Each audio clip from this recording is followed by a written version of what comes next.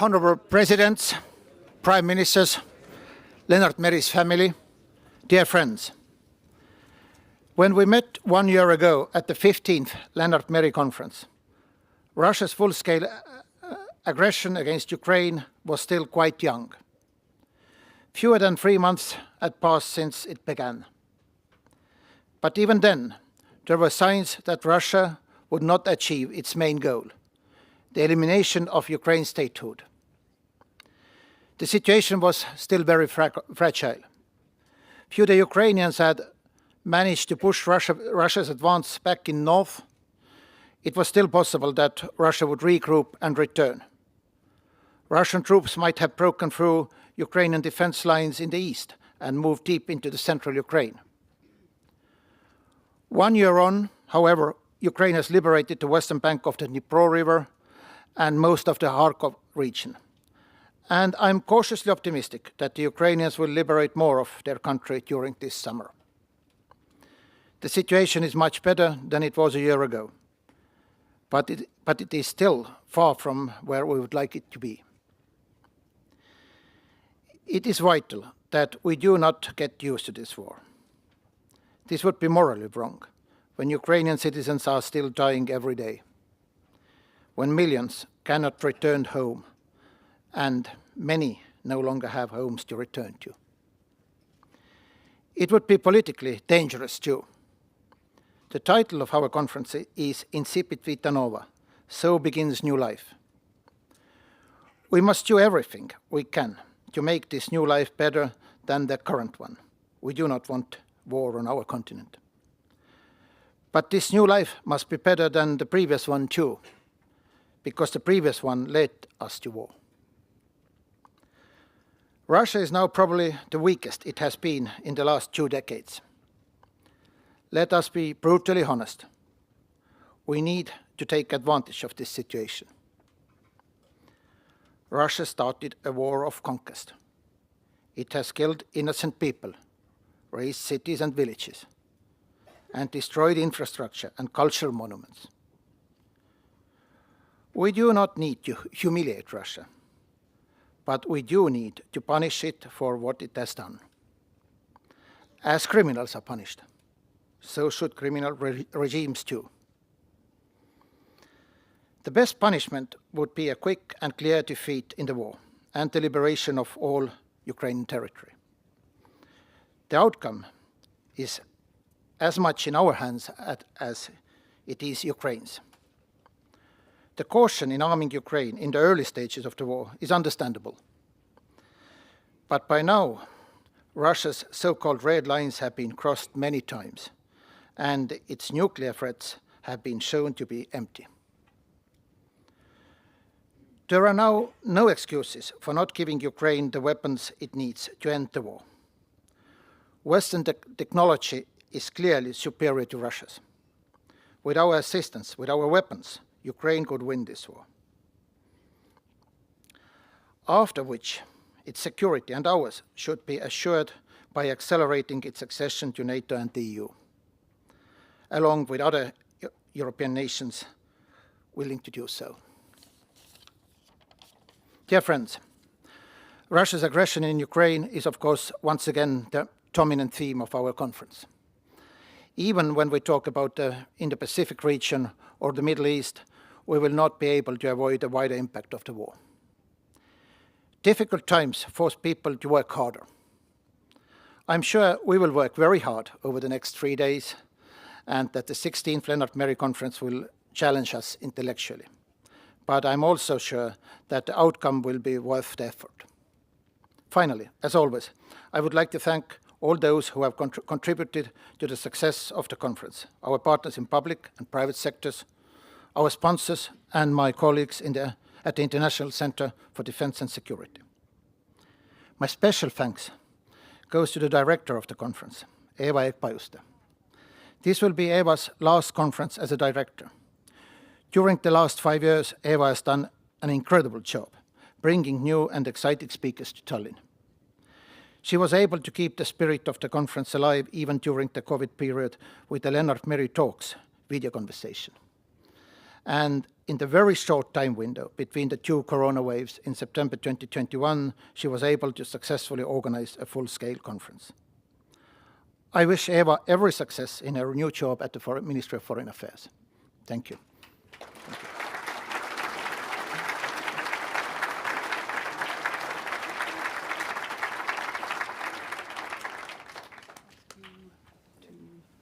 Timothy over here. Kaja, Kallas, Prime Minister, next to Timothy Garton. You in the middle, yeah, out here. Perfect. And Commissioner in the middle, and exactly. Well, good day, everyone. Good Friday. It is, I would just say it is wonderful to see you. Thank you, Mr. Kanik, for your opening words. Congratulations on Eva on going to the Foreign Ministry. I have been something of a regular at this conference for quite longer than I care to admit. And I will say that it is always a special time in the European calendar when Tallinn comes up. It is a time for deep reflection, often very original conversations. And I will also say a time to see old friends and to reflect on the year that has gone by and what a year it has been. And let me also say that I'm particularly touched and glad to see here Russian friends whose safety I was worried about 18 months ago because they were being quite outspoken on social media. And I am glad that they are safe and that they are not living in places where they are subject to persecution. That is good to know. We need you, and we're going to need you. So with that, let me turn to this panel, which is a very distinguished panel, and it is a great honor for me to be moderating it. We are going to talk about, we're going to set the scene for this conference, which is called Incipit Vita Nova, So Begins New Life. And the Estonians, as always, are thinking several steps ahead of everybody else. Of course, we still have a war going on in Ukraine, a war that has, I think, a lot of open questions hanging over it still, which I think we will be discussing in other panels, night owls, and breakfast sessions of this conference. But what we want to focus on here is what this war has revealed about what we need to do about the future of Europe. It's been a time of remarkable, I think, indeed surprising unity for many of us. Who would have thought that we would be doing all this together with the Americans, that we would manage such unity across the deep divides in Europe, and that we would do things we thought we would never do. I think that really is worthy of celebration. But we also know, I think, know very well, particularly those of you who are political actors or policymakers, you know exactly where the bodies lie, you know where the divisions lie, and that those divisions remain virulent and can become worse under stress. We are supposed to talk about European security in the midst of war, of strategic competition, and the increasing normality of disruption. And I couldn't have a more distinguished panel with me here. My name is Constanze Stelzenmüller. I am now the director of the Center on the United States and Europe at the Brookings Institution. We have until 6:30, 85 minutes. We will give a lot of room to audience discussion, but first off, I think I want to give our panelists a chance to answer some of the more fundamental questions we've been thinking about. And we will start, I have ordered them, in case you were wondering, not alphabetically, not in terms of age or beauty, but in terms of seniority in their jobs. I thought that was the single most rational order I could think of, and here we are. So Commissioner Vestager has been the Executive Vice President of the EU Commission since 2014. She is a distinguished expert in competition and trade. And Commissioner, we have lived through a truly extraordinary 1.5 years in which the West has reacted to a historic act of unprovoked, illegal Russian aggression with a very carefully calibrated strategy that was centered around economic containment and constraint, something that the EU is perhaps qualified to do better than it is to undertake military campaigns, but it wasn't evident. It really wasn't evident that we were going to be able to muster quite the economic power that we did, and that this would be so appreciated by our American partners and friends. So I'm going to ask you to open this conversation by telling us what this invasion, what the war has told us about economic security for Europe and the EU's role in it. Thank you very much for joining us. Well, thank you very much for this, I think, very warm welcome to our panel. But just on your notes, I think it's really important that this is not just a Western response to the Russian invasion. We have partners all over this planet. And we keep doing what we can to have more and more partners on this planet. Because this is a time where partners can show where they stand when it comes to whether or not to accept that kind of aggression that we have seen on the Russian side. And that outreach must continue because a lot of countries, they are the target of Russian misinformation. So very important in itself.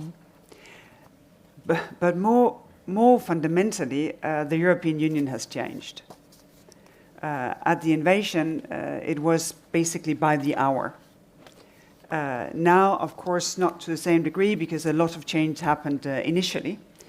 But it's really important, as was said when we were welcomed here, that the war on Ukraine is absolutely top priority. We have a lot of other things to do as well, but it must be top priority. And we will stay supportive of the Ukrainians till the war is won, till Ukraine has been rebuilt into becoming a member of the European Union. I think that is the crucial commitment made, and that is what the unity is all about. And that will be a better union once that has happened. It will be a more dynamic union. It will be a more united union, and I think we need that dynamic. And there's no turning back. We have basically, turned the light out behind us. There's only one way. And a lot of things, of course, is happening because of this. And one of the things that we have learned now, the very, very hard, painful way where people suffer and die, is that dependency on a potential enemy must be avoided for the future. We need to have a completely different take on the interrelationship between our economic behavior and our security, and our also the systemic rivalry that exists on this planet. So this is why we think that we need to have a European methodology, analytical framework to assess our economic security. We need to know what is risky. Our President von der Leyen said that it's really important that we do not decouple from the world, but we need to de-risk. But if we want to de-risk, we need to know what we're talking about. And here in Europe, we are basically at a loss. I don't think that we should move competence from member states, but I think we should have a European analytical framework, a European methodology, so that every member state have a European prism when they exercise national competences when it comes to economic security. And, for instance, export control. That will allow us, I think, to have a much more robust response in the future. And it will also prevent that allies can sort of pick and choose individual member states, that our enemies can divide and conquer, so that Europe is a real geopolitical actor, also when it comes to this.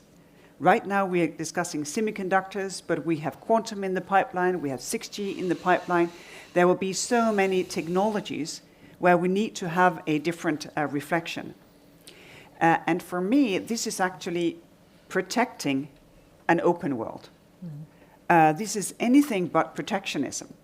Because without a real methodology and a real discussion, the risk is that everything becomes dangerous.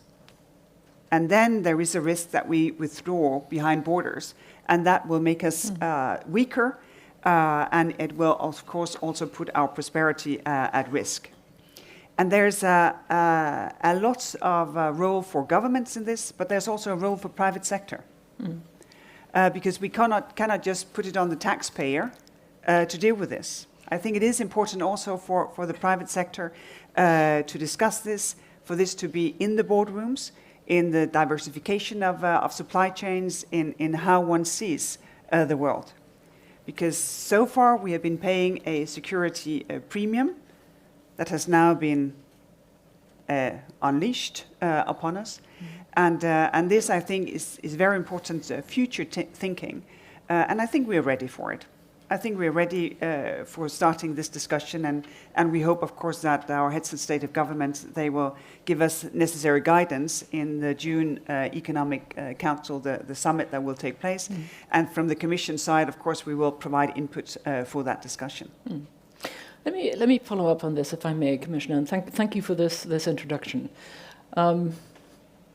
I will, just maybe a flashback for everyone. Remember the Trump administration, when we had a senior economist saying that America needed to decouple from the world, and that Europe and certain European politicians, which shall remain nameless, were enemies of the US. And there was a general sense that the Europeans were not just not useful, they were actually a deadweight on American strategic purpose. Now, flash forward to the Biden administration, and we suddenly find ourselves in an effort at containing Russia that is absolutely focused on economic power, suddenly find ourselves treated as peer powers, right? That really is remarkable. And I think it is something to be celebrated, and something that we, I think, tend to forget as we look on ourselves self-critically, just how much power we can muster in the economic and regulatory reign. But, and here comes my but, it is that with this new era, I think come a number of other things which to you as a Danish sort of liberal free trader must be rather more difficult. You have been called the high priestess of competition for competition policy, the trust buster extraordinaire. But we're seeing a return of state interventionism, not least in questions about how to get European states and defense industrial bases to produce weapons more quickly, but not just there. We are seeing a return of subsidies, of government spending and debt, all of which for a liberal Dane must be quite painful. How do you envisage that this tension and what clearly appears to be the end for now of the neoliberal Washington consensus, how do you imagine this playing out over the coming years? Well, just for the record, I'm a social liberal. Okay, that's important. It's important for me. And second, I think there is a balance to be held here, because in Europe we have always sort of had a social market economy. So we said, well, this is what you need to pay attention to, because we want to be able to breathe the air. We want to be able to drink the water. But within these limits, go compete. And what is important right now is that we do not lose the fundamentals of competition. Because no funding can drive you to innovate cutting edge. Only competition can do that. You need the fundamental drivers of competition to stay dynamic, to stay innovative. That being said, we're in a situation where we have a politically guided transition. The first industrial revolution was really technology driven. Now, with the green transition fighting climate change, everyone was in Paris. They took the commitment. It's a politically driven transition. So, of course, there is a responsibility also for states to fuel that, for subsidies to work as a catalyst, to bridge from where we are now for markets to take over. Right. And that, I think, is legitimate as long as we preserve that there are fundamental drivers, because real competitiveness is not built on subsidies. Right. They have a role, but the real competitiveness comes from the business ideas, the skilled people, access to trade, the single market in all its dynamic research and innovation. That is what is driving us. And these are the fine balances that we need. And I think it's really important in our discussion that we do not entrench ourselves, but insist that this is complicated and that we can breathe fully in a complicated situation. Because talking of China, they're also a partner. There will be no fighting climate change without China on board. Right. And we need to appreciate that relationships, they are complex and they are filled with not only gray zone, but very colorful situations. And appreciate that, because only then we can move the world forward. Well, thank you very much. That was a very helpful response. I think, I mean, you're right. What we're seeing really is a recalibration, aren't we, of the relationship between the state, business, and society, and a recognition that the state has a role as a provider of public goods, right? That can't be replaced by markets or can't be just devolved on civil society. Let me move on to Prime Minister Kariņš of Latvia, who became Prime Minister in 2019. But who I've learned was born in Delaware because your parents emigrated and they went to school in Münster in Germany and have a PhD in linguistics. And I thought it would be obvious that you and I should talk about the relationship between the US and Europe. I think we are probably in this room all in violent agreement on the fact that the Americans, not to put too fine a point upon it, have saved our asses yet again, as the Americans would say. In other words, they have played a crucial role in the leadership, the sustainment, and the continual motivation of this alliance against Russia.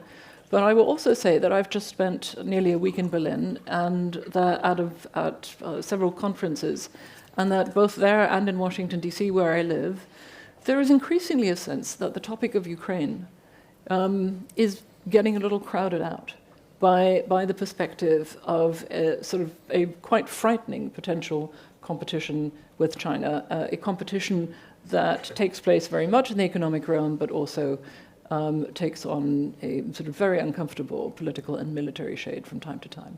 So under those circumstances, would you tell us what can we Europeans do in this context to keep the US at our side in Europe? Thanks, just a really easy question. Sort of understanding that this question would probably come, as any normal politician, I quickly panicked and I looked for the answers. And I said, well, now we have this thing called artificial intelligence, ChatGPT. And I actually typed in the question. And the interesting thing is I don't think my staff could have done much better.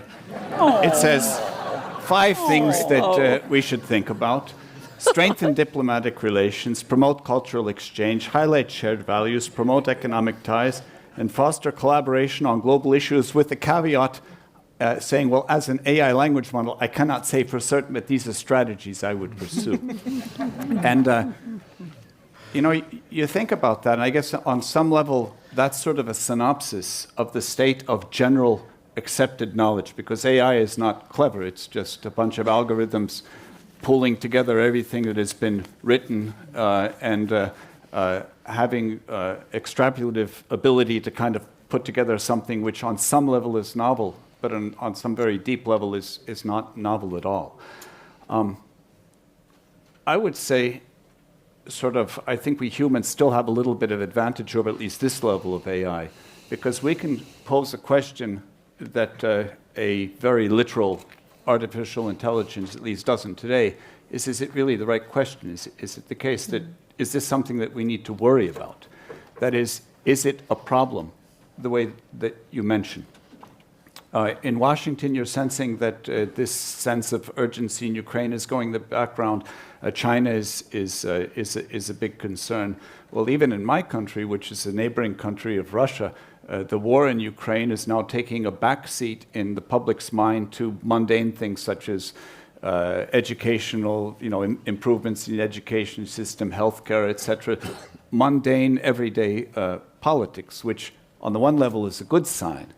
It shows how much we have done to allay citizens' fears, but on another level, it is potentially a difficulty.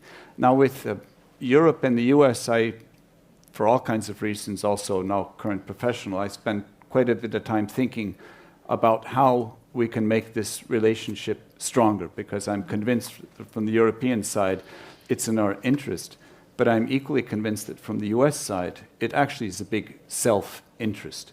And if we look at sort of facts on the ground, the US is now on some level more engaged in Europe than it was before the war.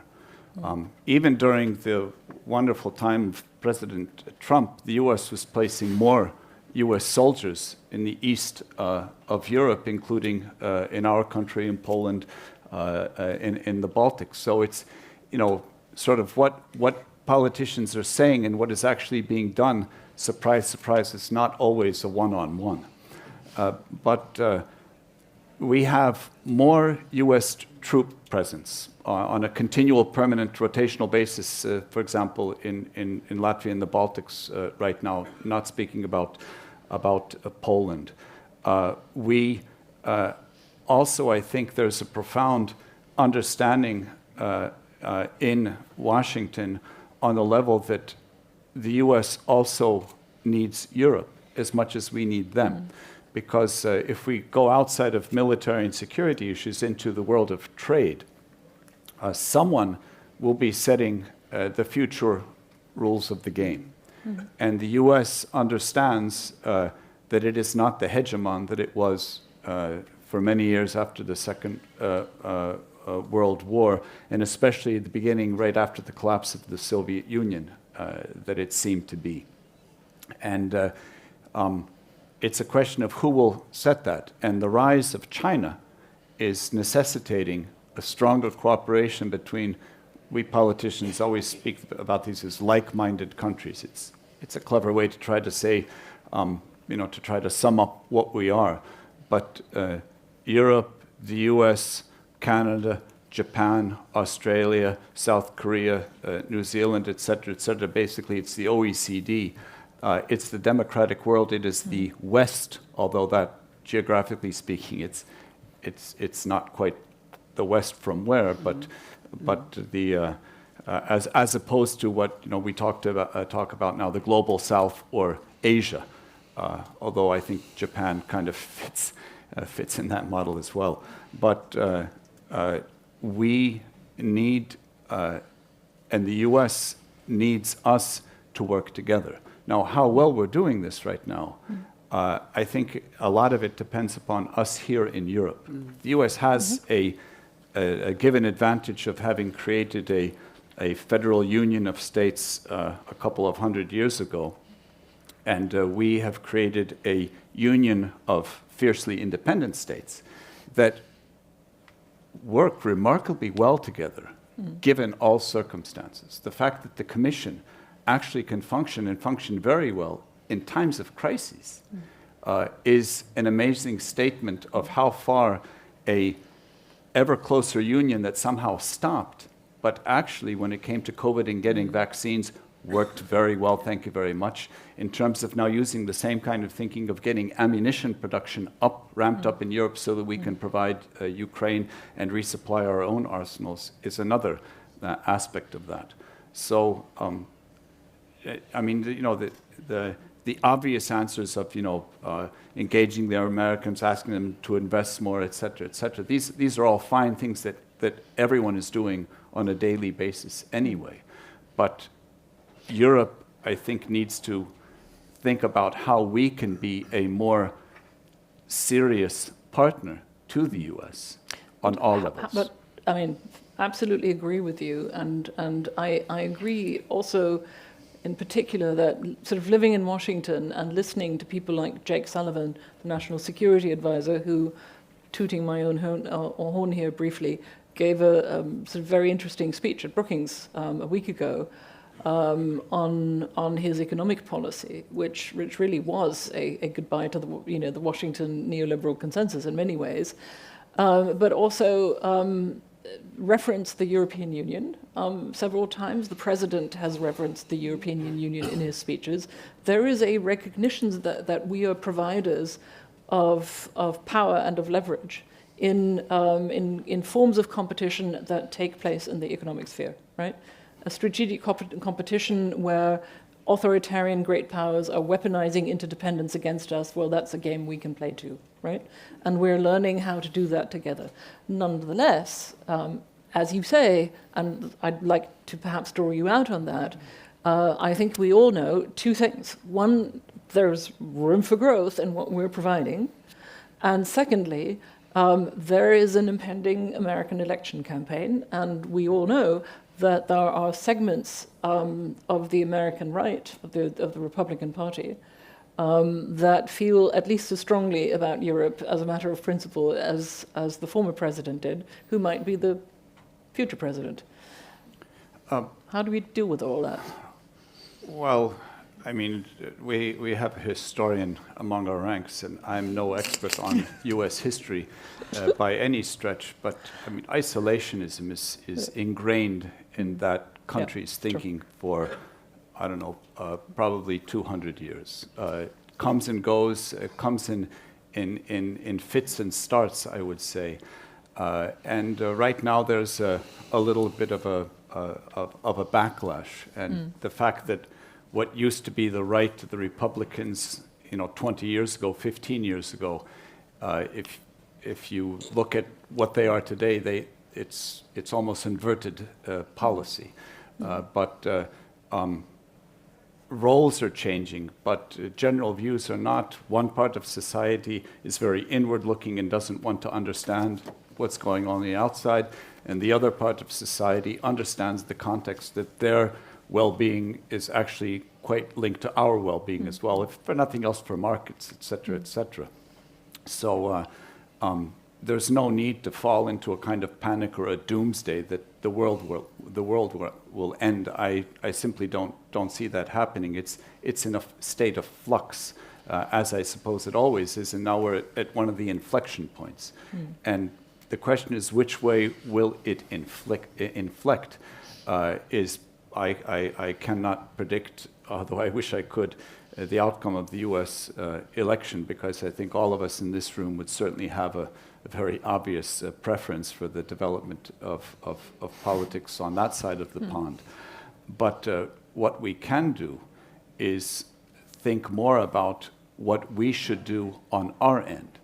And a good colleague of mine, whom we've all had interesting conversations, Macron, and his strategic autonomy, and I've had a pleasant lunch with him in the Élysée, arguing quite forcibly against what originally I understood his argumentation. He seems to also have adjusted, but at the end of the day, in a sense, we're all starting to come around to the realization that what we have, I mean, in a sense, is a full military dependence on the U.S. through NATO. It's there.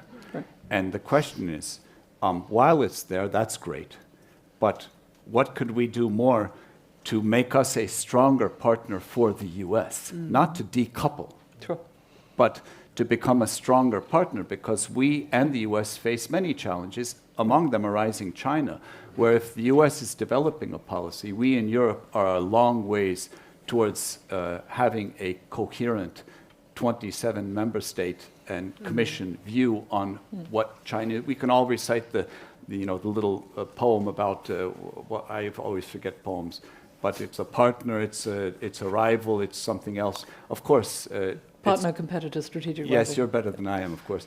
But this is all true. Almost a haiku. But what do we do with that? And how do we want to? And so there's I think the room for growth. You cannot control the other, but you can control what you're doing. And that's where I think we should put the focus on, because I'm absolutely positive, as Putin only understands and respects power. He does not respect, and he laughs at weakness. Well, I don't want to put in the same sentence, so I'll put a pause. And now in a new sentence, the U.S. certainly reacts and will react very well to a strong and coherent Europe. And that should be our goal, to make us into a strong and coherent union. It can be done. It is actually happening, despite the fact that we've stopped talking about an ever closer union, because no one really wants to hear these words. But actually, everyone seems to want the results. So when we wanted vaccines, of course, we wanted vaccines, and the way to get them was through a strong and united Europe.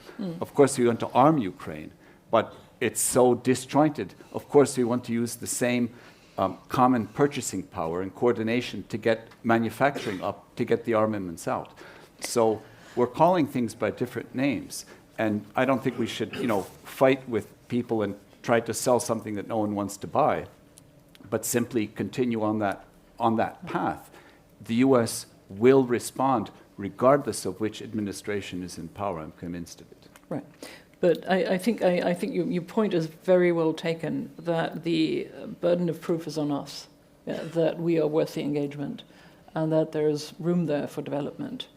And there are, of course, aspects to this in when our adversaries and rivals are sort of weaponizing interdependence against us in ways that are not just military, but also economic, or using disinformation, attacking critical infrastructure, and so on, all of which issues are squarely within the remit of the European Union and its member states. Let me move to you, Prime Minister Šimonytė. You are the Prime Minister of Lithuania. You've been Prime Minister since 2020. You're an economist from a centre-right party, the Homeland Union. And when I was discussing with you earlier, you said you'd like to address the issue of this new life that our conference organizers are asking us to think about can be peaceful, and how it can be peaceful. Tell us what you mean by that. Well, I think now when we are in the second year of this phase of the war that started, of course, not in 2022, but much earlier, and we sometimes tend to forget it, I think it's very important that we remember. And I think on the Europe's Day a week ago, or this week actually, I think that was maybe the first time where, at least in my country, people vividly remembered what the European Union is about and what is what is the idea of the project. And because we think of it's free flow of capital and people and business and trade area and everything.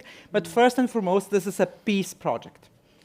And that was a project that ensured, at least for so many years, that the wars that were recurrent in the past will not occur again. But here we are with another episode in Ukraine, where the country that for very many years was considered by some like partner, maybe rival, maybe something, but negotiable and agreeable or manageable, or whatever word you use, actually proved that it's none of this. So now the question is, what is the risk that this situation, the war of Ukraine, actually turns into something that is much wider than we see now? Because some people would say this is a regional thing, not the fight between the, so to say, democratic and autocratic world. But I would be a person who would say that this is our war, because Ukraine is not just Ukraine in this war. Ukraine is us, and it only happens that the terrain of the military action is in Ukraine.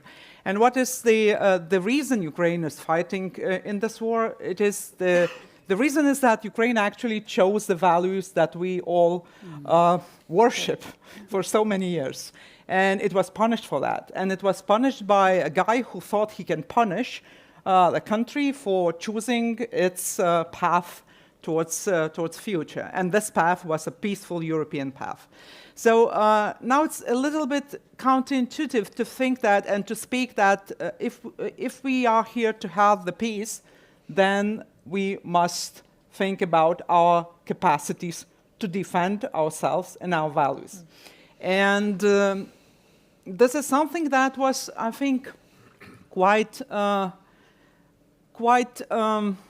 not so obvious for many people, because for us, I don't want to say that we have a special privilege in the region.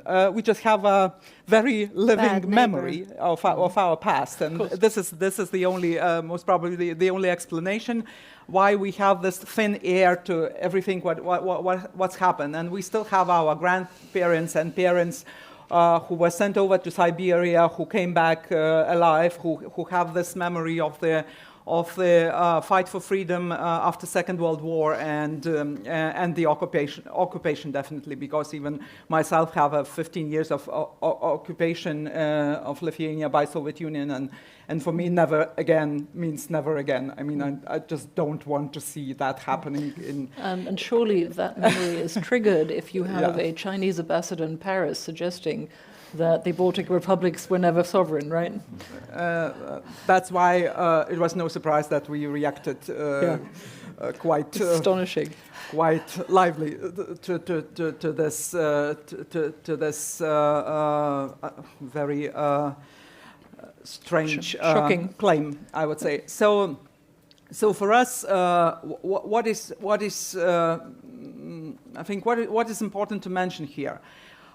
If we want to have peace, I don't think it is achievable via the path some of the people would suggest, that let's just sit and talk and stop the fight, and let's make whatever deal on the concessions of maybe territories or something, because this is not peace. I mean, I know what is not peace. Peace is not absence of war actions at a particular moment. This is not peace.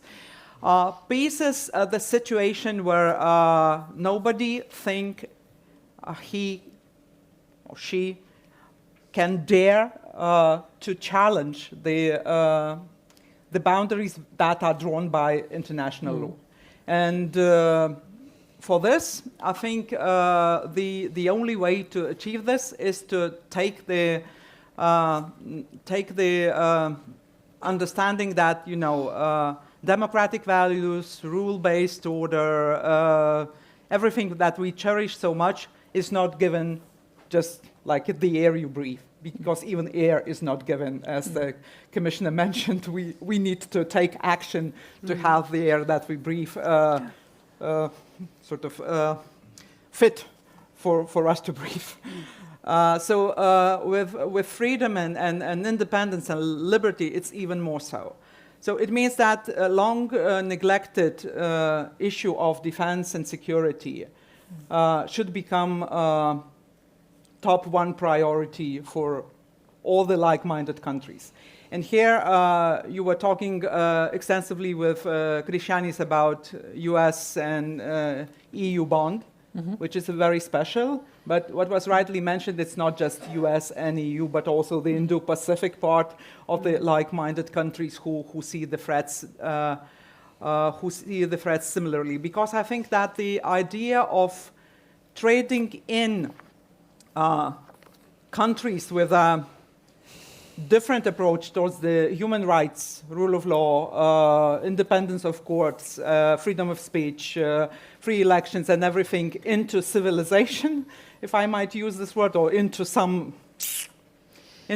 relations, failed massively. Because what we did by this, we've built so many dependencies that are now our problem, and we were not able to achieve the goal. Because for countries like us, the integration into European Union, into transatlantic area where we thought we belong, was a very natural thing. And we benefited massively out of this, because this was the thing we wanted. But for the guys on the different side of the moon, this is not what they want. I mean, they want to exploit the things that we use, that we cherish, that they want to use it. They want to use and abuse our rule of law. They would go to European courts for cancelling the sanctions. They would want their kids to be in European universities and businesses and everything. I mean, they are using and abusing, but they never want to change.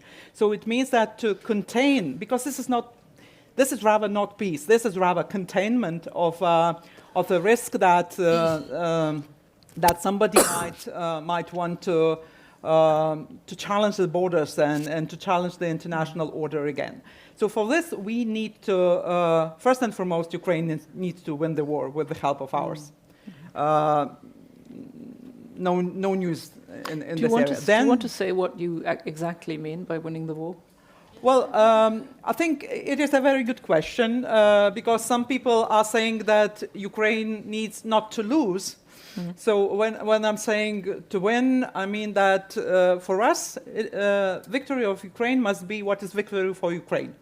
I mean, it's for Ukraine to say what is victory for Ukraine. Okay, but that is a slightly evasive answer, Prime Minister. Mm-hmm. That is a slightly evasive answer, Prime Minister. I mean, it is what every European politician says with great aplomb, but it does still beg the question of what is it, and I think we are, as Ukraine supporters, they need to make the decision, but we can say what we think ought to be the minimum. Well, if you ask me, is it that Russians are expelled out of the country, full stop? Yes, absolutely. All of the country? Oh, absolutely. Okay, that is what I wanted to clarify. And then the justice for those who started the war, the tribunal and the legal measures that we need to punish, as it was mentioned, to punish the criminal, and to make the criminal pay also for the losses that have been created to Ukraine. Mm-hmm. But this is just one part of the story. For us to be, because we know that even with the losses that Russia suffers in Ukraine, they suffer massively on land component of their army, but they still have the air, the fleet and everything, and they are not rethinking. I mean, they are claiming clearly that their posture is coming back to Cold War posture. The good side of the story is that we are on this other side now of the Iron Curtain. So it means that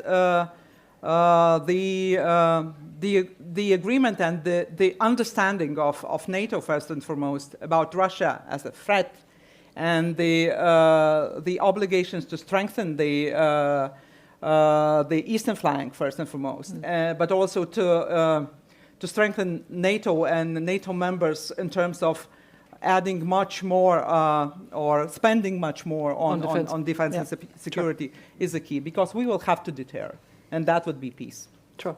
Let me ask you one last thing. We have an impending NATO summit coming up on June 11 and the 12th, July 11 and 12. We had Commissioner Vestager saying very emphatically that Ukraine needs to have a clear path into the EU, which pretty much all of Europe's key politicians have agreed on. What about the disaster that was the Bucharest summit and the map promise, which was a non-promise? Should Ukraine also get a promise of NATO membership that is actually real as opposed to fictitious? Well, technically, one might say there is a promise because the doors are open. Yeah? Right. But I think what happened in Bucharest was one of the biggest mistakes that happened in this century history. We can speculate whether if the Bucharest was different, the situation now would have been different, because that would be a speculation.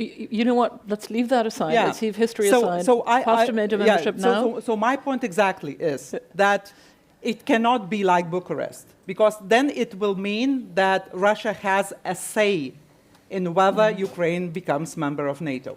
So of course there will be all sorts of debates about milestones and terms and dates and everything. Okay. This is understandable, but no Bucharest once again, definitely. Okay, all right, I'll accept that as an answer, and I'm going to move on to Prime Minister Kallas, the Prime Minister of this country, who's been Prime Minister since 2021 for the Reform Party.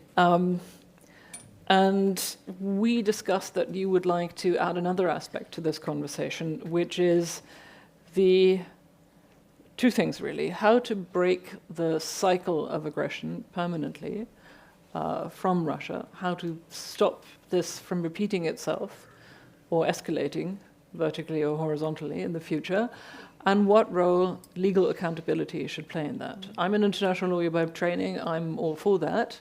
And this is, of course, a really remarkably unique situation. I was a journalist for a while. I covered the genocides in Rwanda and the Balkans and the war crimes tribunals and the ICC negotiations that came out of that. And it is very rare in international law for there to be such clear-cut cases of violation of international law as we have seen here now. And the other thing, of course, is that that this is the first war of after 1945, in which not only have the crimes been covered in real time by, as it were, citizen forensic experts, right, and handed over to criminal investigators from the ICC. And this is perhaps slightly more disturbing and startling, but the perpetrators haven't bothered to hide them. It used to be that people tried to hide war crimes behind walls or in gulags, away from public sight. Not only have these crimes not been hidden, they have been, I think we've seen the Kremlin taking pride in them, stating their intent again and again and again, which seems to me would be a constraint on the prospect of peace negotiations. So would you give us your sense of what is possible under the circumstances for negotiations, and what role should accountability play here? Yeah.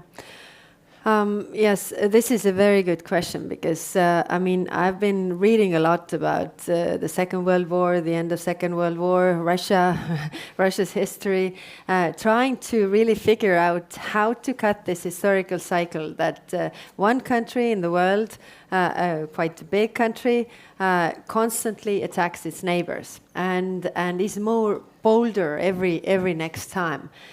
Because there is no accountability. The leaders of Russia see that no leader of Russia has ever been accountable for anything that Russia has done to its neighbors or its nations around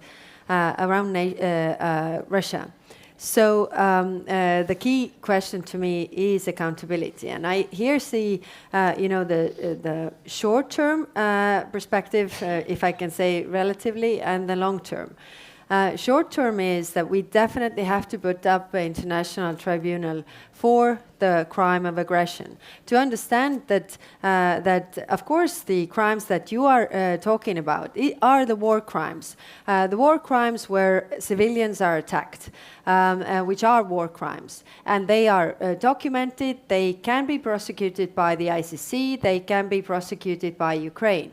But there's also a leadership crime, the crime of aggression. So if there wouldn't be any leadership crime, if the leaders of one country wouldn't decide to attack another country, then there wouldn't be any war crimes either, because there's no war. And hence, it is very important to really deal with the crimes of aggression. And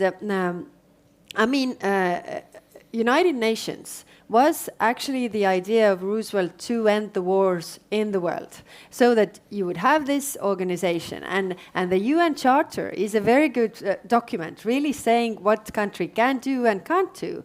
But there's one thing lacking. What happens if somebody does? And if there is no sanction, then there is no accountability. So first, we have to deal with the International Tribunal for the leadership crime, the crime of aggression right now, but we also have to figure out the rules for the UN Charter to be able to function properly, so that we could avoid the wars in the world. And when it comes to Russia, then we can't have any stable peace without accountability, because every next time Russia is bolder, they're not hiding. I mean, if we go back, then they were ashamed of attacking Georgia or Crimea. Remember, they said that it's not us, it's the little grey men. But then everybody understood that it's the Russians that are there, and then they learned that nothing happened. So everybody knew it's the Russians, but nothing happened to them. The other thing that this year has made me think about is war, in a sense that for a small country like ours, war always means destruction, war always means human suffering. But for empires, war might also mean glory. And if you look at the polls, and of course we can discuss whether the polls that are done in Russia are to be believed or not. But these polls say that there's a high support in Russian population for the war. And if you ask, why do you support the war? It was like 40-something% of people, the biggest share of people said we support the war, said that we support the war because of glory. Because of glory. Because, for a big country, invading another country might mean that you gain territories, you gain fertile soil, you gain, you gain. And you have monuments for the people who have attacked countries and came back with more territories. And if to look great examples, then Catherine the Great declared, "I have no way to defend my borders but to extend them." Or Molotov said, "My task as a Minister of Foreign Affairs was to expand the borders of our fatherland." So these are the things that are happening. And why this international tribunal is important. If we look at the history, one of the effects of Nuremberg Tribunal or Tokyo tribunals was that the Nuremberg Tribunal, people in the world, and especially the Germans, got to know about the crimes committed by the Nazis. So these were widely condemned across the world, whereas the crimes committed in our countries, similar, maybe worse even, people don't know about them. The Russians don't know about them, and they don't have, the public or the national guilt that is about a really this. important point, isn't it? Is that the comparison with Germany in 1945 is instructive and disturbing, and it's something that I also want to talk about with Timothy, which is that in the German case it took complete humiliation, defeat, despair, and capitulation for the Germans to bid goodbye to their imperial ambitions, right, and their racist ideology. And having spent a fair amount of time studying German cycles of atonement and judicial review, it took us decades. It would have taken even longer had not the Americans provided the legal framework and, in fact, invented some new law in 1945 with the Nuremberg tribunals. And it was really only with the Auschwitz tribunals and the Eichmann trials in 63 and 64, the Auschwitz tribunal having been in Germany, Eichmann obviously in Israel, that the Germans were sort of forced to contemplate this on their own without an allied push. That recognition is sobering, right? It takes a great deal for a country to understand just how deeply it has fallen in terms of its commitment to civilizational values, fundamental human rights, and in the eyes of the world. And I mean, while I sympathize entirely with the wish in so many of you and so many others for there to be accountability and avoidance of impunity that we've seen in so many wars after 1945 across the world. The question whether accountability has an educational value and whether that changes how a society thinks, I think the historical evidence on that is not persuasive. Right. So you say you suggest that just go on with the aggression, just because nothing happens. No. I think. No. I mean, this is something we want to avoid in the world, and when aggression actually pays off, it serves as an invitation to use it elsewhere, because nothing happens to you. You only I was gain. agreeing with you. I mean,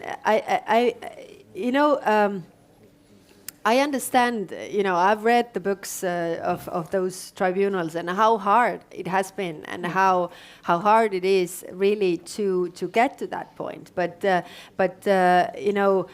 is also hard right now to convince others that we need this. And I must say that first everybody was against that, you shouldn't push Russia to the corner and who knows what they do. Well, they are doing all the things that they can imaginably do already. So there is no pushing to the corner, but it is a message of really to the future, looking into the future as well. Not only the accountability now, but also the future.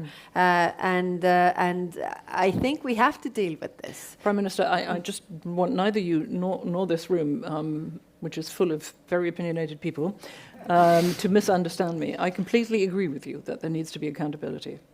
All I'm saying is that we will have to find out some way afterwards of living with Russia, and of perhaps in some way finding in ourselves the generosity to support social change.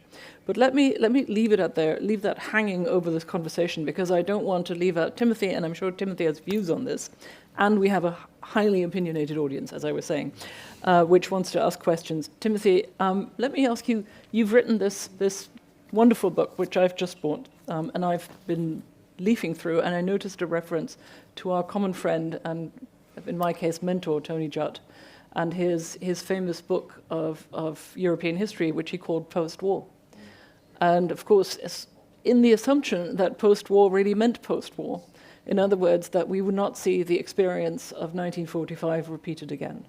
And I'm not suggesting that what we're going through now is like the sort of 1939 to 1945, but I will say the following and ask you to comment, and then to say whatever you want, frankly, which is that for me, as a German child of war children, the language of Putin himself, of the Kremlin, and of the Kremlin-controlled media sounds like nothing so much as the language of the German Weimar, of the hard right, of the anti-democratic, anti-constitutional hard right in the interwar period in Weimar Germany, which carries disturbing implications. I wonder what you make of that. Well, thank you, Constanze. First of all, it's wonderful to be here, looking out of my hotel bedroom window this morning to the harbour of Tallinn across the Gulf of Finland, and thinking that on both sides of the Gulf of Finland there's the EU and NATO. That's a great feeling. Yes.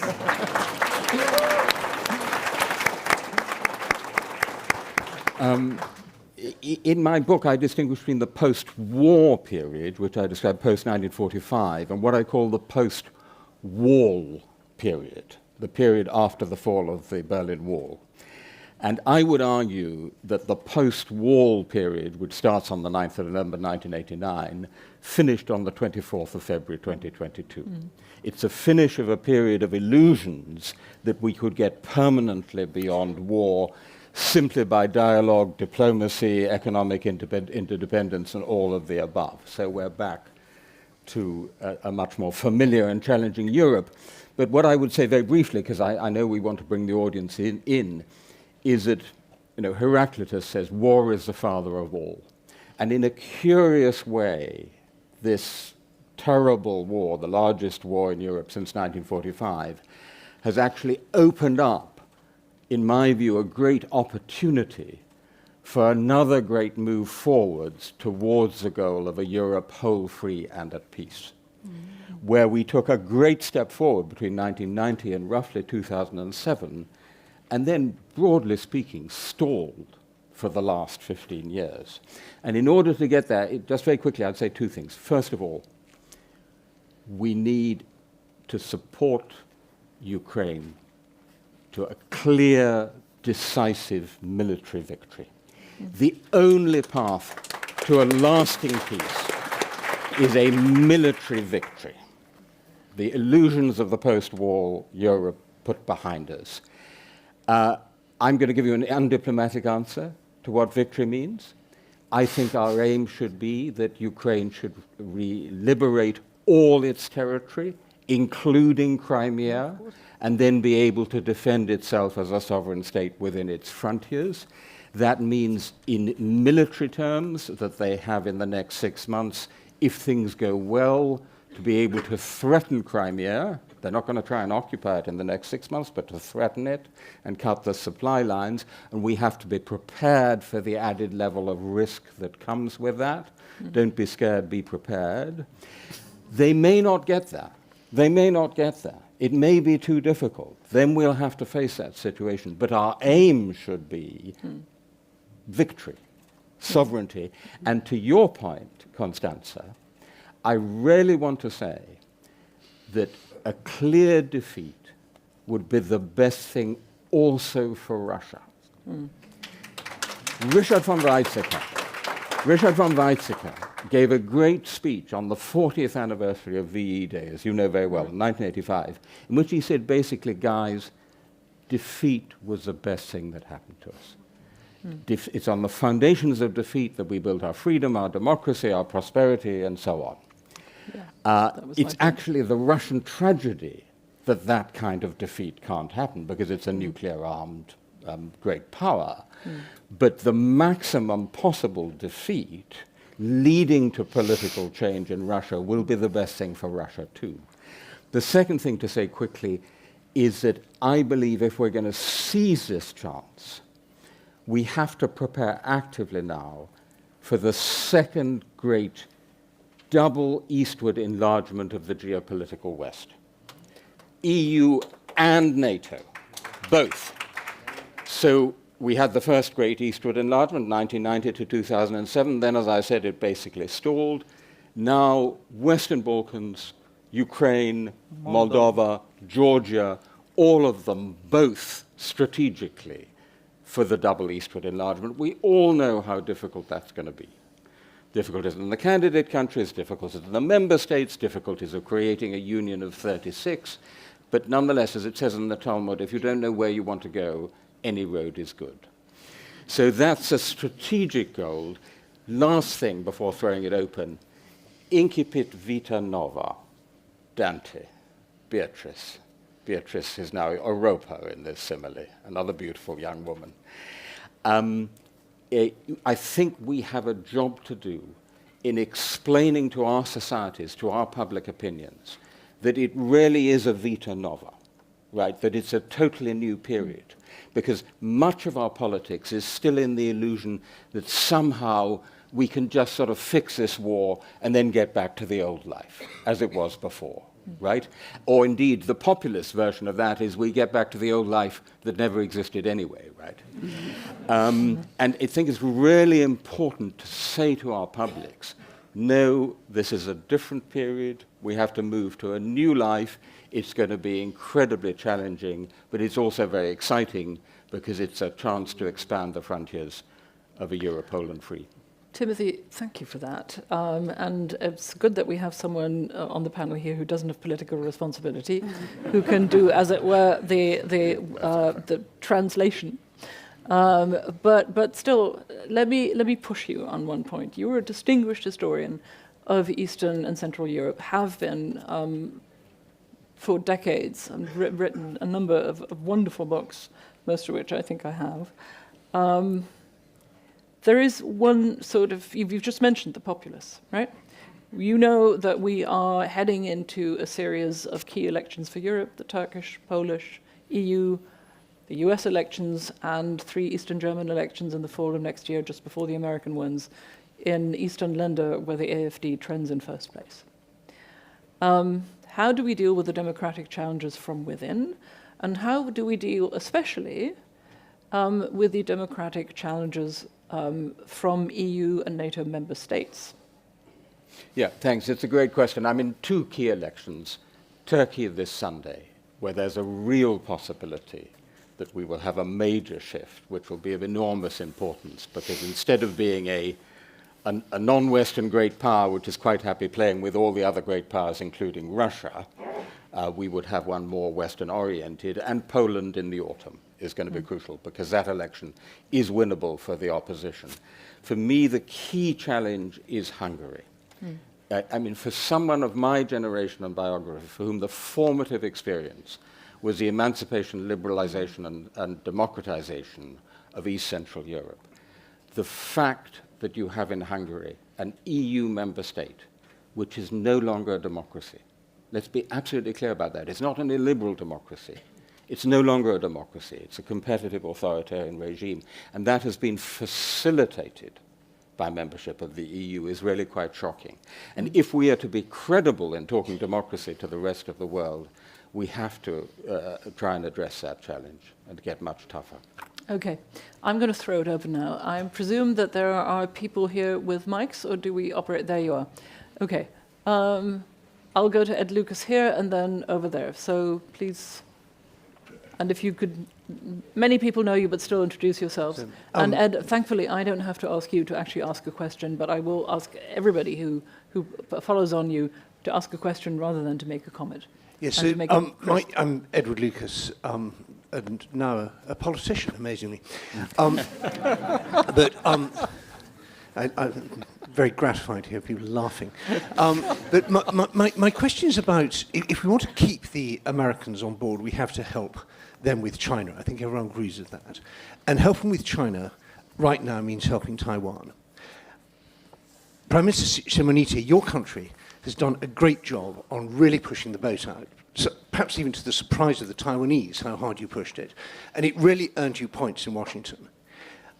One of the European countries has done something broadly similar, which is the Czechs. So my question to you is, what lessons have you learned from that? My question to Commissioner Vestager is, where was the EU solidarity when China started imposing trade sanctions on Lithuania? My question to Prime Minister Kallas and to Prime Minister Kariņš is, when are you going to do the same? And not five questions to every speaker. It's one question, differently phrased to each person. I'm still going to take Matt Breiser over there, and I will be policing the space. So, Matt. God, they always make Germans do these things, don't they? Hello, hello. Thank you, Matt Breiser. I used to be here at ICDS. I'm now at the Jamestown Foundation in Washington.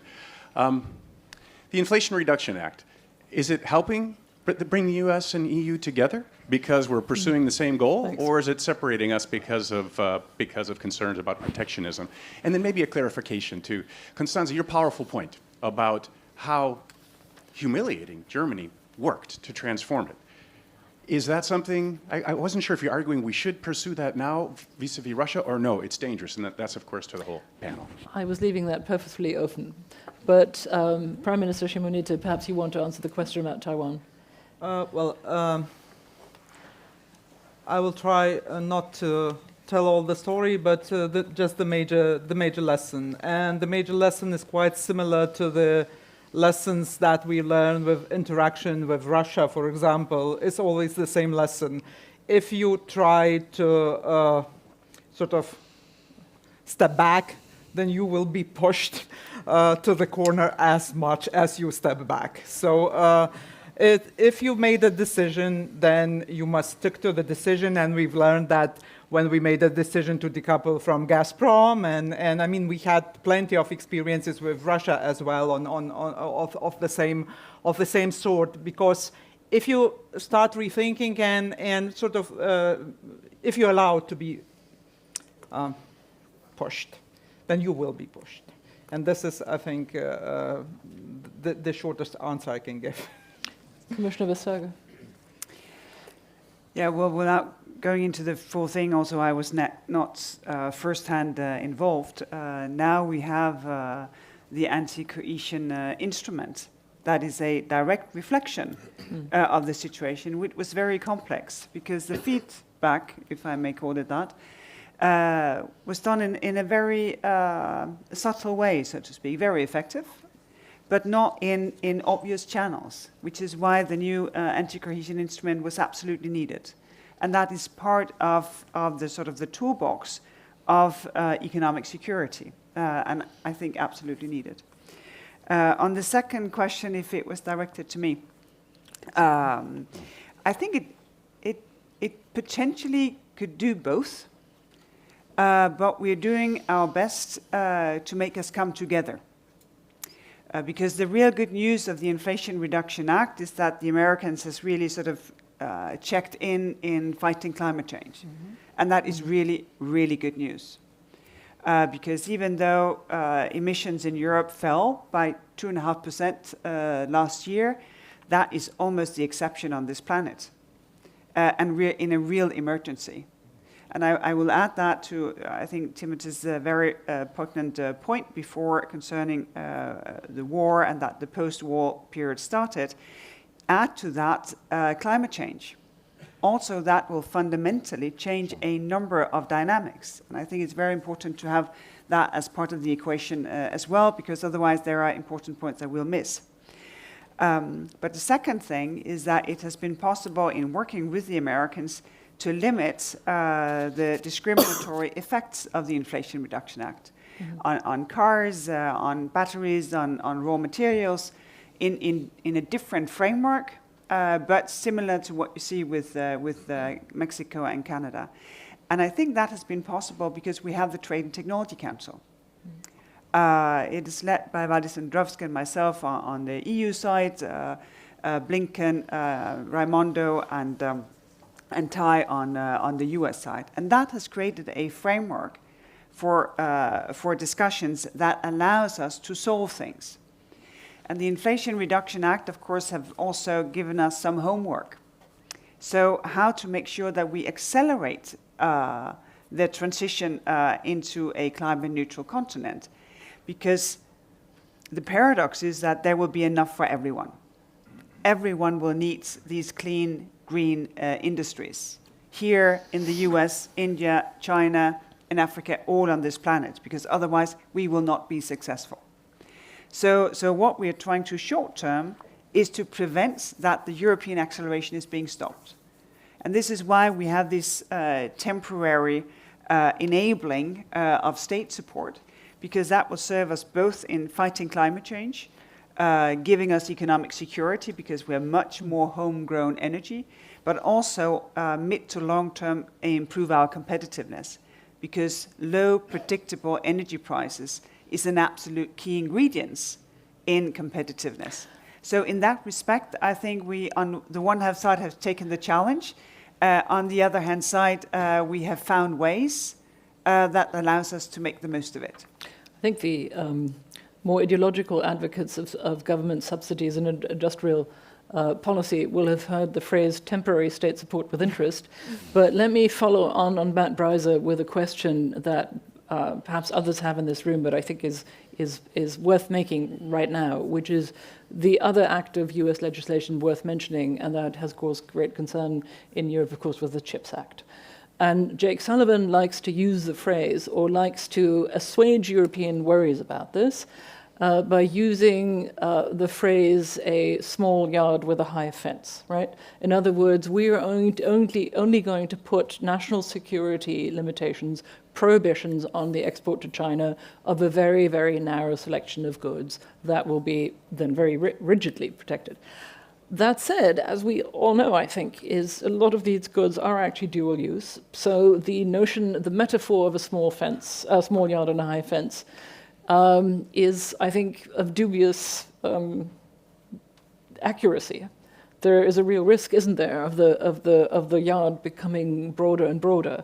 How do we manage this? Because this is an intra-alliance rivalry that is not just sort of threatens to undermine alliance cohesion when it matters, but also is one that can be exploited by our adversaries. It seems to me that that's a key issue for this panel. So we ought to How about it? Well, maybe there's one word on temporary and why this is important, because it's not only important because it's said you do not build competitiveness on subsidies. They can bridge things, they can catalyst. But one of the things that we need in Europe is speed. We are just slower than the rest of the world. And this is why we want member states to take decisions between now and the end of 2025. Well, the subsidies can be paid out later if that is better or more suitable for whatever project, but you need to take decisions. We need to focus on getting things done. So it's not just to limit state support, it's also to make sure that we get the acceleration needed. And also when it comes to competitiveness, absolutely essential that we get these lower, more predictable energy prices. Okay. And on the CHIPS Act, this is exactly why we in Europe need economic security methodology, analysis, discussion, because otherwise we don't know what we're talking about. Sure. And I think it's interesting for the CHIPS Act because the Americans do not have the ambition to be self-sufficient, and neither do we. But within the Trade and Technology Council, we have made arrangements. We have analyzed why we had the chip shortage. We have administrative arrangements so that we can help each other out on a rainy day and days that are worse if new shortages appears, and that we can cooperate in numerous areas. And I think that is the way to go. And also, we will not be self-sufficient. That would take, I think the guesstimate is 300 billion euros up front, if you have that kind of money. No? Not anyone? Then you have to find the engineers to use 300 billion euros. So the thing is that we need to find ways to make the most of the fact that we are interconnected, we are dependent on one another, but we need to be much more strategic about how we manage this. And that takes that we take the unity we have in Europe right now next level. I really appreciate what was said about the concrete actions that gives us a closer union, not the theoretical discussions, not whatever new treaty, but real life hands-on movement towards being better together. All right. I, of course, as has become apparent quite a while ago, have been a complete failure as a moderator because we are approaching the end of our hard stop. I'm going to take 3 people and ask them to put questions very, very briefly, and then I will give the entire panel, working backwards, an opportunity to comment on whatever they would like to comment upon, starting with Timothy. So I've got James Shaw here. I've got the gentleman over there, and I have got this user. So, James Shaw first. Why do we never have women asking questions? Thank you. Does this work? Yes? Yes. I think Prime Minister Šimonytė came closest to making the point I was hoping all of you would make explicitly. Namely, that the outcome of this war will have a profound influence on the future of Europe. The tyranny of the clock doesn't allow me to explain why, but my question to you is, how well do you think this basic point is understood in Europe, and who in Europe is actually explaining it? I thought that was what we were doing on the panel. Nonetheless, over here, the gentleman. Yes, please. And then I'm going to take the lady over there. Thank you, finally. And sorry to anybody else whom I'm now ignoring. Thank Please. you. My name is Samuel Racklin. I'm a Danish journalist and columnist. I found it interesting and encouraging when Margrethe Vestager said that the EU and the West, all West, will take a completely different take on future global challenges. Good, fine. But I'm wondering, why did it take a war, a horrible war, to reach this conclusion and make such commitments when it has been clear for 23 years where what Mr. Putin was up to and where he and Russia was headed? Okay. So what will replace the war cliches like Wandel mit Handel, Durchhandel, and the peace dividend. To me, it looks like a major collective failure by the collective West. And shouldn't we have listened to what Estonia and other Baltic states have been saying and warning This is a very, for very years? long comment rather than a... No, it's a question. Shouldn't we have It's quite listened a detailed instead one. of writing them Okay, off as great. hysterical Yes. alarmists? Indeed. Thank you. And the lady over there.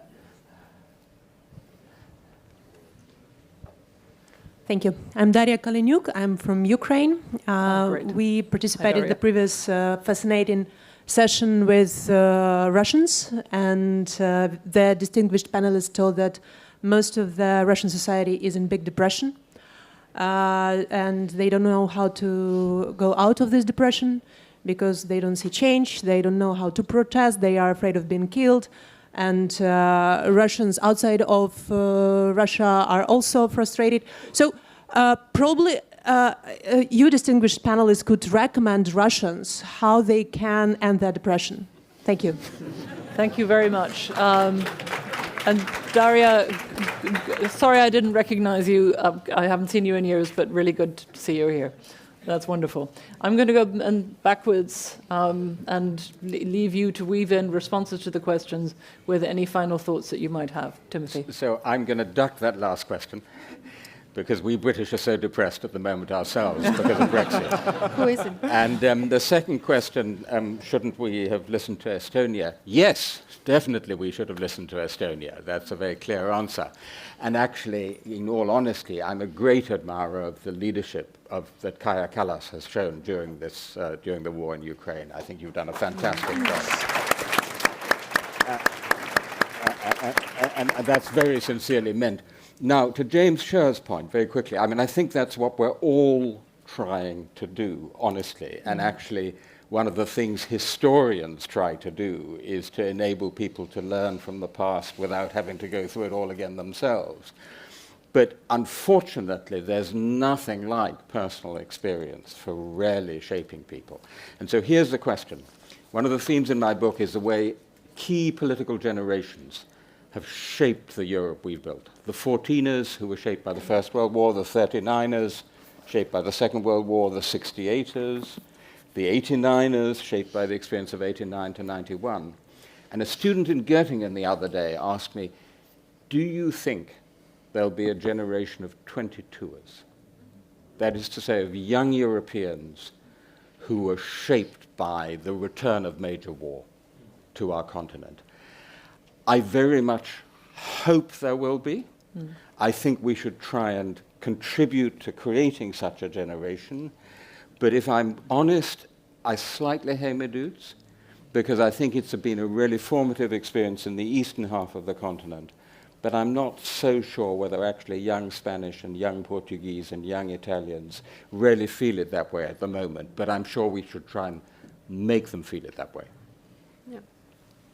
Prime Minister. Yes, so the outcome of this war defines Europe, absolutely.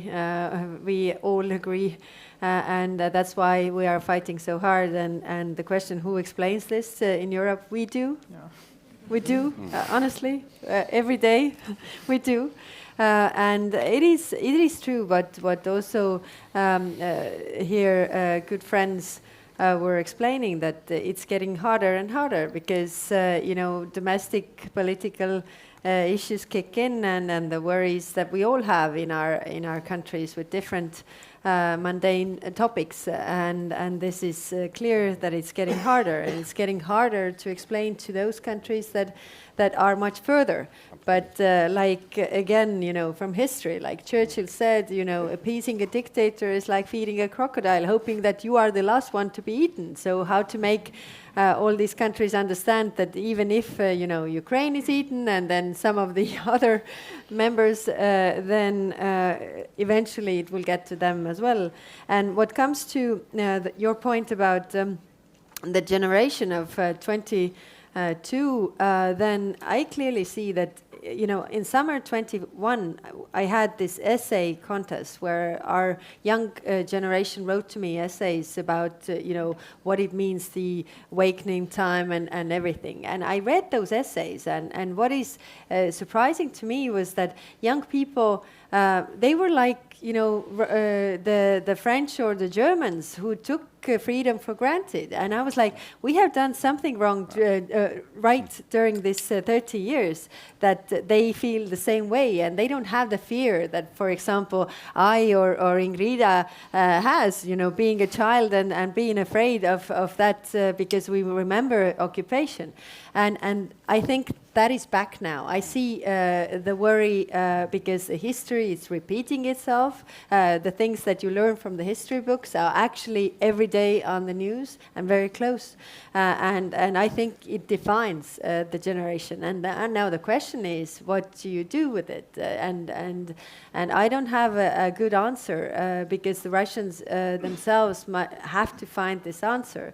And I'm right now not worried about, you know, the face of Russia at all, because we have to deal with problems the way they rise. And right now, our biggest problem is to end this war so that Ukraine wins and aggression does not pay off. And then we can discuss. And as you say, I agree that you know, defeating Russia could be in the interest of Russia and the reflection for their public as well.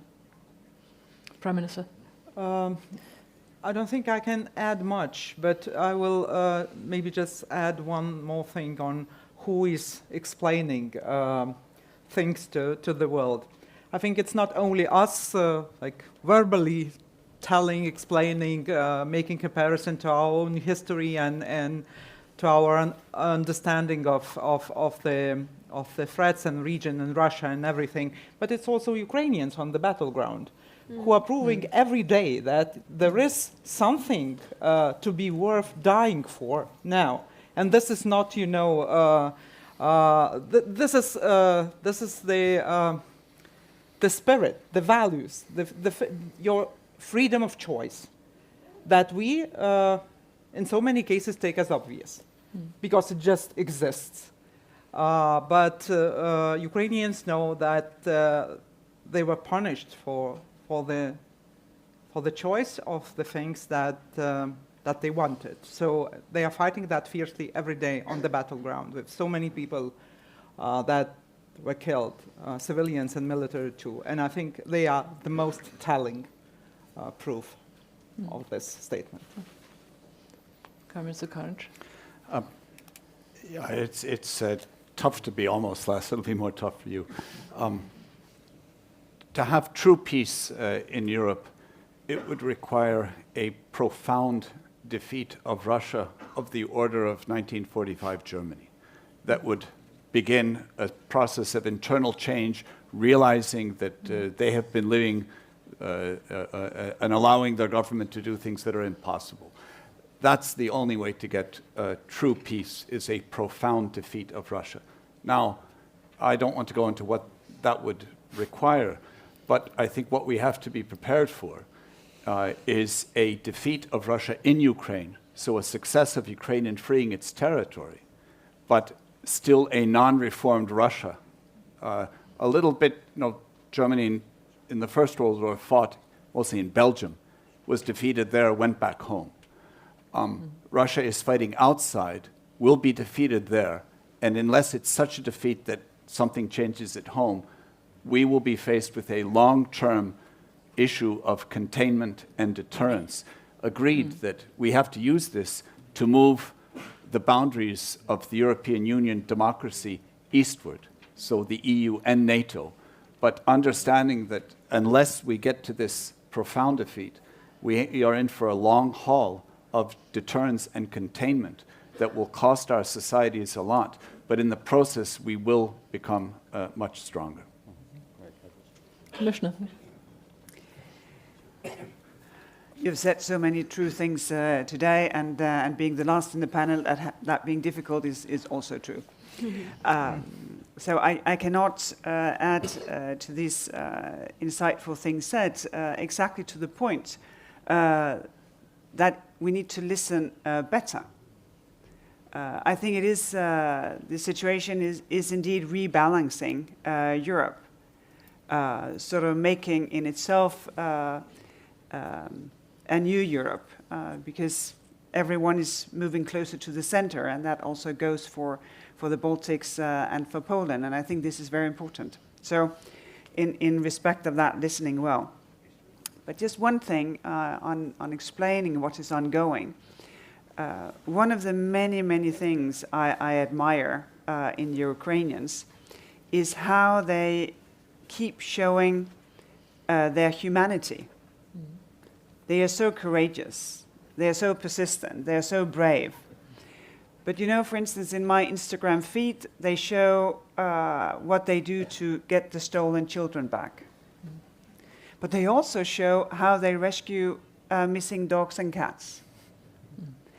And that may seem like a detail where we have discussed things of tremendous importance, but you would not believe how that engages, because that shows in a completely devastating situation, met with unspeaking brutality.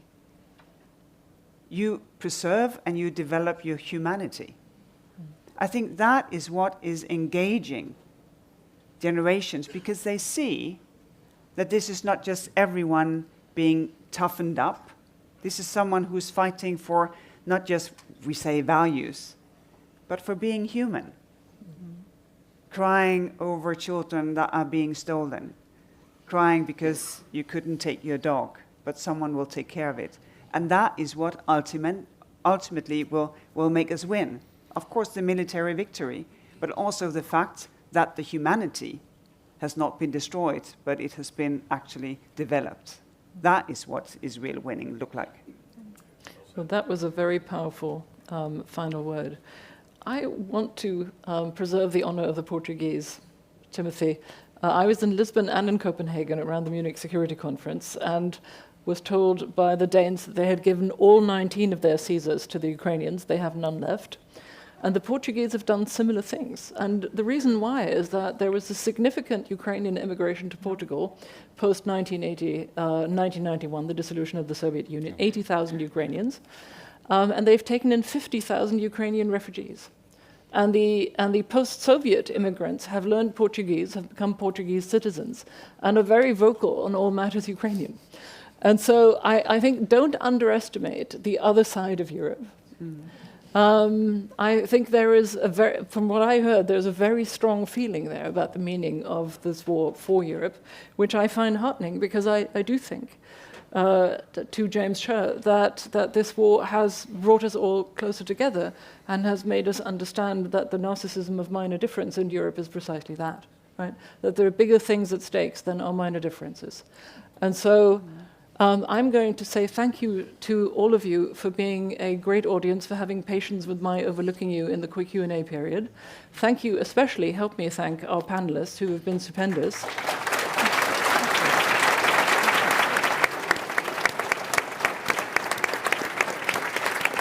And